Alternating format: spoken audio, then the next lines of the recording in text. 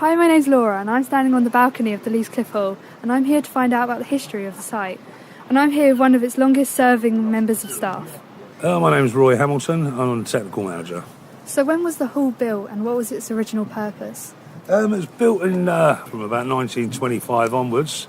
It opened in July 1927 and it was a dance hall. The old style ballroom dancing, big bands and things. Was it a popular venue at the time? Oh, very popular. But it was the well-to-do that used to come up here. None of the hoi polloi were allowed up here. Give us an overview of the parts of the buildings and their purposes. Well, at the very top level, obviously we've got a cafe bar up there that's open every day, a coffee shop. That bit was added on in 1981. Before that, there was nothing up there apart from the entrance and a box office. Then coming down the level, there's obviously the foyer bar. Then you go into the main auditorium, which is very adaptable. We have stand-up concerts, we have seated concerts, dinner dances, boxing, wrestling. It's very adaptable to anything.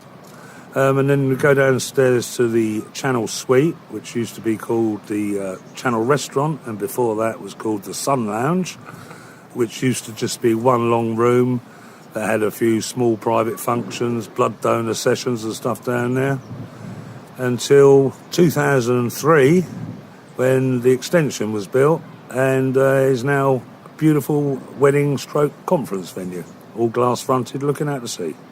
So you must have been to a lot of different venues and places, but why do you think that the Leas Cliff Hall is different? The best thing people like about this place is because it's smaller than a lot of the other places. It's very intimate, whereas the other evening when we had UB40, wherever you are in the hall, you've got a good view, as opposed to somewhere like the Wembley Arena, where if you're at the back, it just looks like ants on the stage. It could be anyone. So what about the fabric of the building? Is it something that needs constantly repairing? Yes, very definitely. Because of our location out facing the sea, with driving rain, we're forever having to have works done to stop leaks coming in. Namely, last year there was quite a few. We even had leaks on stage with buckets in place. So it is an ongoing issue, really, yeah. So we're standing outside on the balcony, outside the hall bit, and I'm just wondering, why is there a cat flap here? You're not the first person to ask that. It's for Thomas.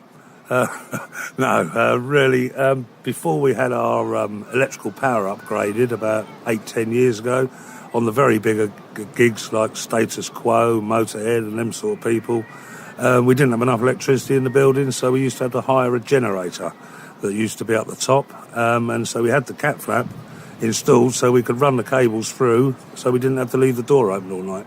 Is it difficult now to get people to come to the venues? Yes, I would say to that one. Certainly over the years we've noticed lesser numbers who want the live entertainment. Also there's the factor of a lot of the older people don't like to be coming out at night. Many years ago we used to have a summer show here for 13 weeks in a row. That would never happen now. We would never get the audiences, so it's mainly one-nighters now. Because, the digital age, computers, DVDs and things, obviously is going to affect us. So what kind of acts pull the biggest audiences? The music side of things, mainly like the rock bands. As I said previously, UB40 the other night sold out well before Christmas. Last week, Paloma Faith went on sale at 10 o'clock in the morning, was completely sold out by 11 o'clock.